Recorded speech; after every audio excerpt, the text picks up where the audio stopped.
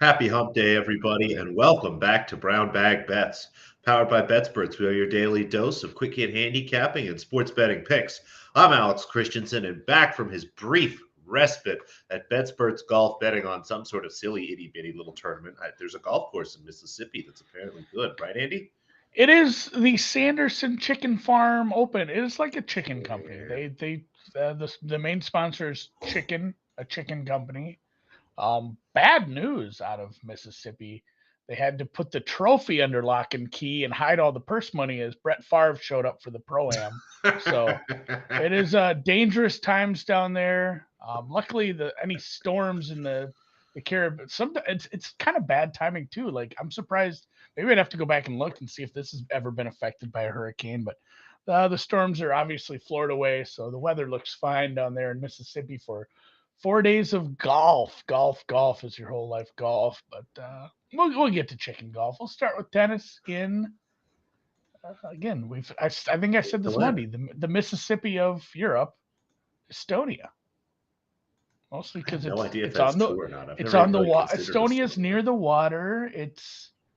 It's hard to spell unless you know the rhyme. It doesn't really rhyme, does it? Miss. Either way, regardless, You've lost me. Talon, WTA Talon, and you got some props for us today. Just going to go with some first set overs here again. The later we get in the week, the less tennis there is.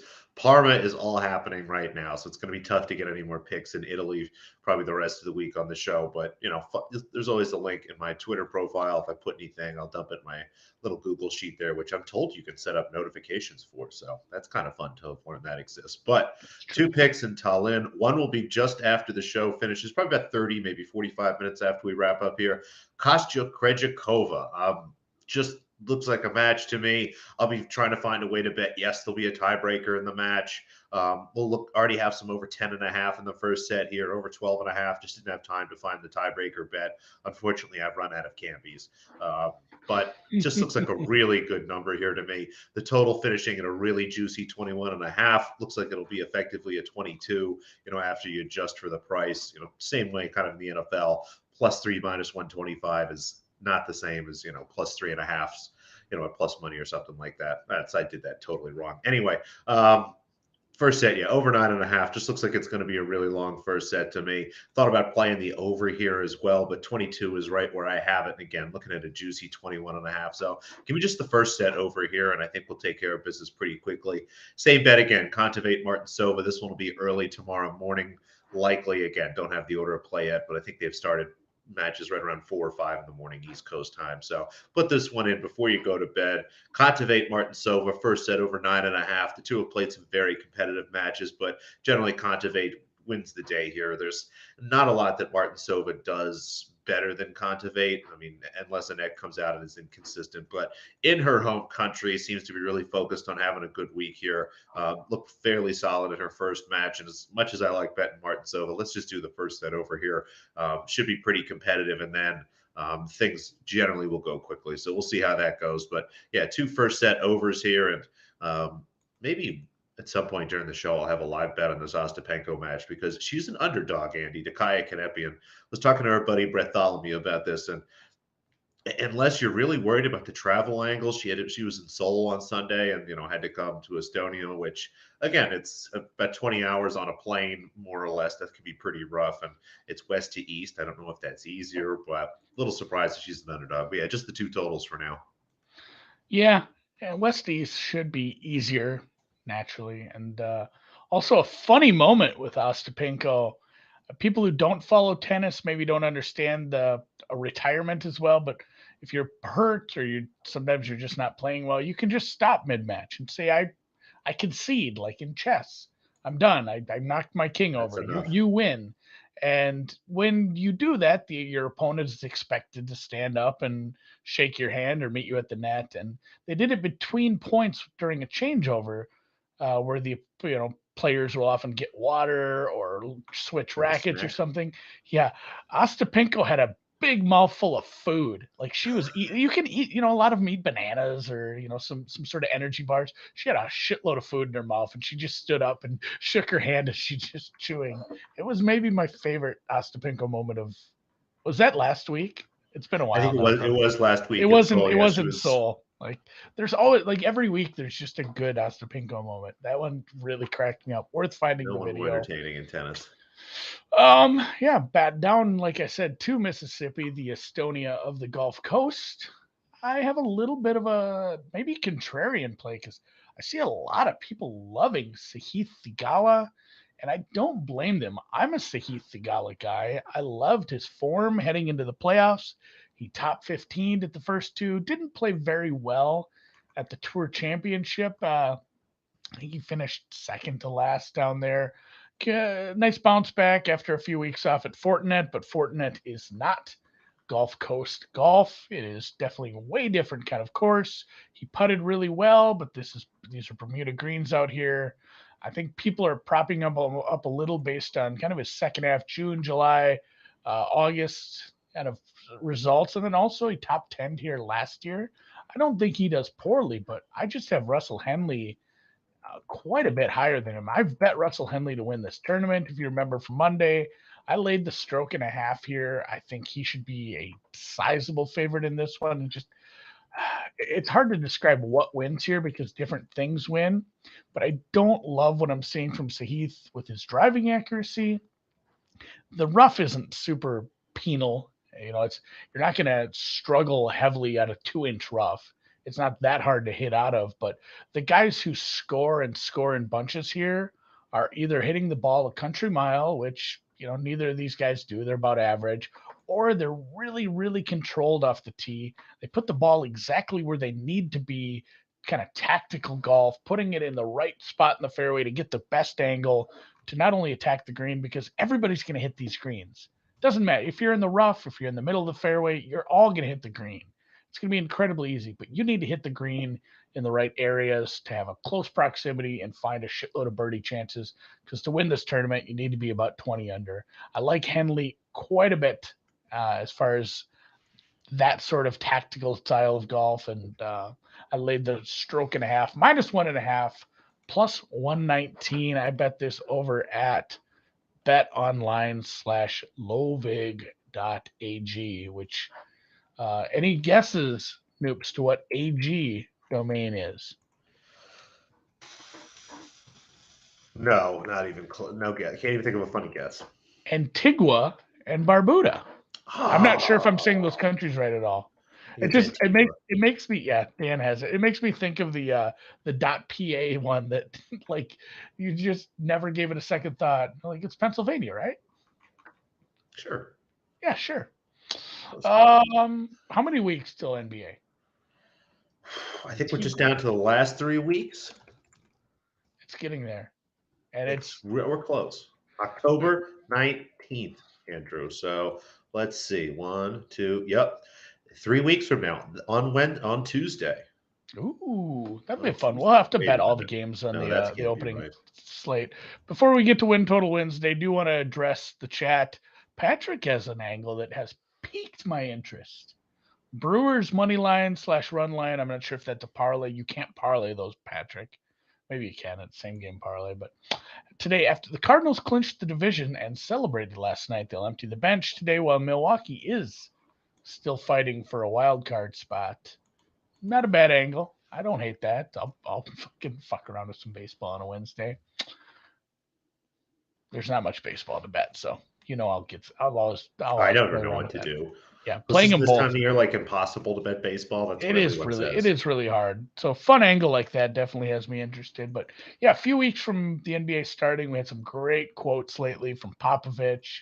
We have Zion coming back in the best shape of his life. We have Ben Simmons shoot around footage. The NBA is super, super close, and you have a back to the well with this one. And I haven't looked at these prices. It's not like I'm going to these books and shopping NBA regular season win totals. When you tell me to bet one, I go find that one with Control F and I bet it. So I am even surprised that this is this high. Did they sign another good player, or what's going on with this number?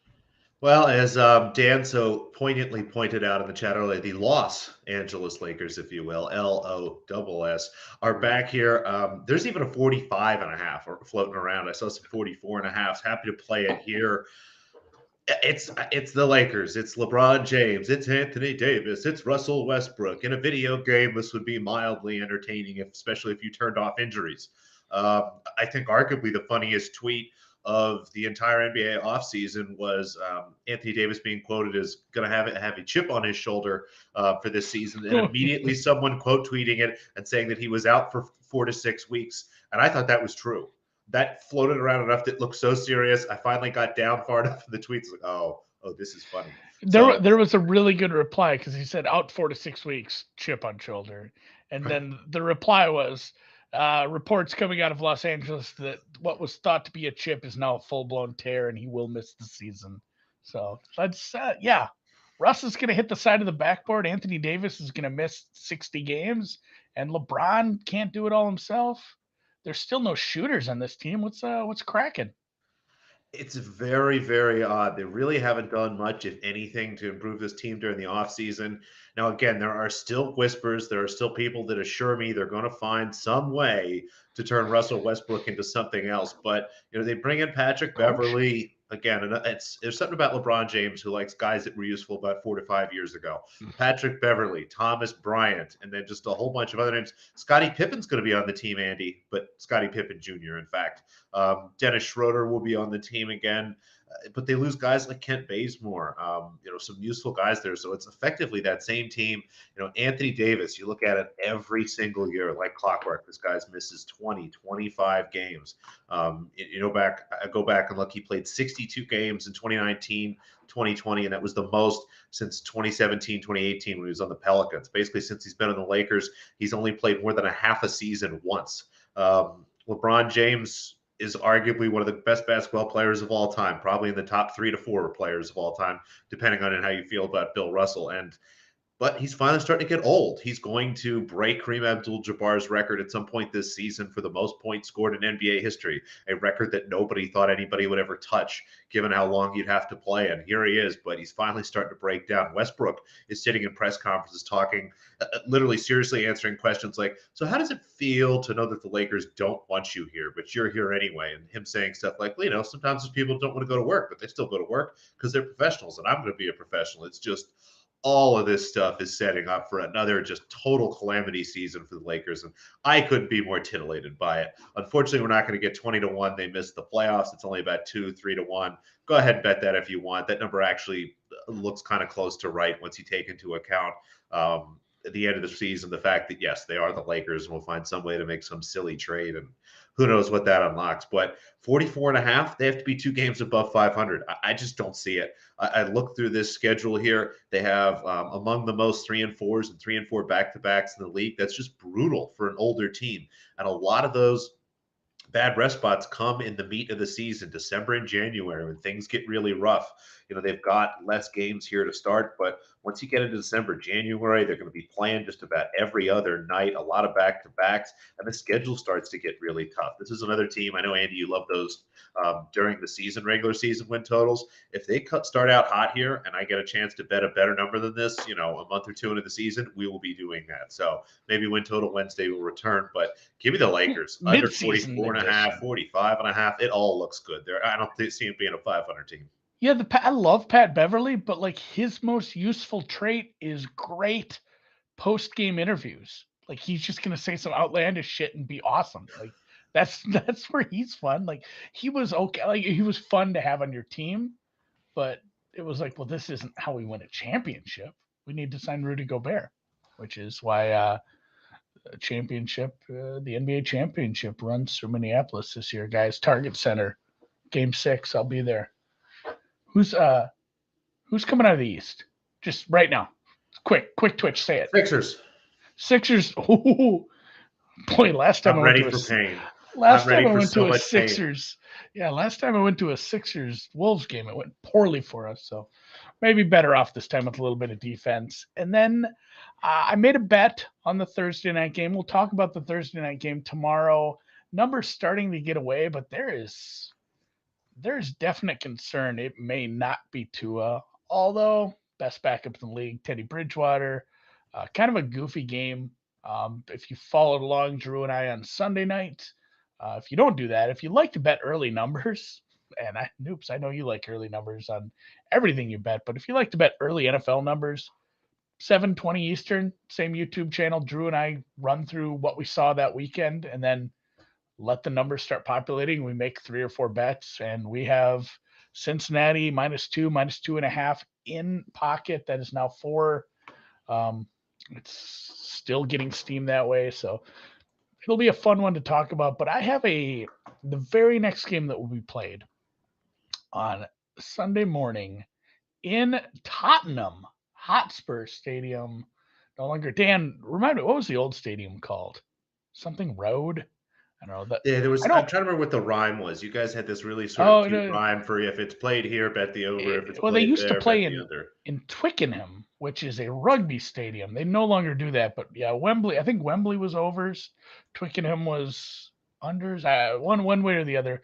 Was the old Spurs stadium? No, it had a cool name. I thought. I like how the stadium, like, you can't just name it Tottenham Hotspur Stadium. Like, when you have cool names like Turf Moor and things of that ilk. Like, it's a dumb name. Either way, this will be White Hart Lane. Thank you, Dan. I knew it was something like Fish Road. and Chip Stadium. Fish and chips. Put it in newspaper and serve it to me. But I have a bet. This line has moved. Honestly, some of it was the news this morning. We had a little bit of a scare with Jameis maybe not playing. We saw some clips of Taysom Hill taking snaps. Andy Dalton took first. What do you call it? First round. I'll keep wanting to say first round. First group. I can't think of the word for like the starters. With the ones. Andy Dalton took some snaps with the ones. Dennis Allen came out later in the morning and said he wasn't worried about Jameis missing the game. In this bet, I want Jameis Winston to play because his back is broken. Literally, that is not hyperbole. First team, thanks, Rick Daddy. His back is literally broken in 4 Needs a places. bacchiotomy. He had no exactly. He had no touch. He looked horrible on short throws. He looked horribly inaccurate. Guys were getting separation. This Vikings defense is ripe for the picking. It's no good. But right now, Jameis Winston is too hurt to even make the easy throws. I love this under. It's 43.5 now. I would play this down to like 42. I'm fine continuing to hammer on this because not only is it a matchup that should have been able to take advantage of that they're not going to now because of Jameis.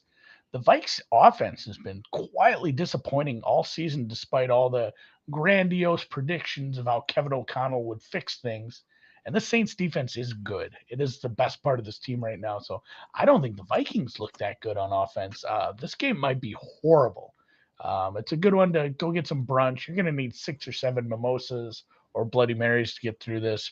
Regardless, I'm laying low, taking the under Sunday morning, and yeah, like I said, even at 43.5, I would definitely still bet this. Dig it. It makes perfect sense. Again, you got all the travel stuff. The Vikings haven't looked electric offensively. I mean, I've had a few chances here, and and it's another team that's happy to run the ball. Like overall, I mean, I guess they want to throw it to Justin Jefferson, especially if they're over there. I'm sure they'll be trying to, make him kind of into a fan. It's just nice that they get to watch not the Jaguars, although the Jaguars are Yeah, finally good. Furthermore, Delvin Cook banged up with the shoulder subluxation. They have a good backup in Madison. He'll be fine. But good news for the Vikings defense as well. Harrison Smith cleared protocol. The other fella whose name is escaping me now, there's a Booth. Andrew Booth, the cornerback who was injured, he's trending like he'll play. So all the news is trending towards an under here. I'm fine taking this and hammering it furthermore down. And yeah, that'll be fun. I like a good morning game. I'm assuming this is early, right? Because Yeah, they used to do that, and then they took it away for a bit. They're like, "I will play London games at noon anyway." I'm like, "Well, that's dumb. Give me the 8:30 game." yeah, I I'm love it. gonna It's like be so 9:30, 9. Yeah, I'll be down at the softball fields.